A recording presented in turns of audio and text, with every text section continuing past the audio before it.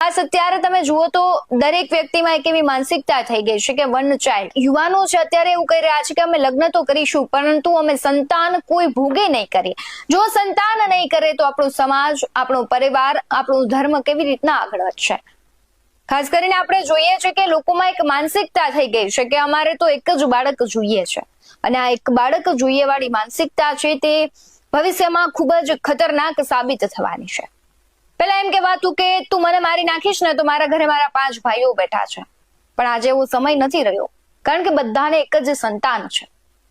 આવનારા સમયમાં તમે વિચાર કરો કે મામી, માસી, ફઈ, ફુવા આ બધા સંબંધો પૂર્ણ થઈ જશે જો તમે આ એક ચાઇલ્ડ વાળી જ નીતિ અપનાવશો તો। એક સાધુ, એક સંન્યાસી અને બધા વ્યક્તિઓને હાજર રાખીને કહું છું કે હિન્દુ પરિવારમાં હવેથી ઓછામાં ઓછા 3 સંતાનોનો સંકલ્પ લઈને એના જ લગ્ન કરવા।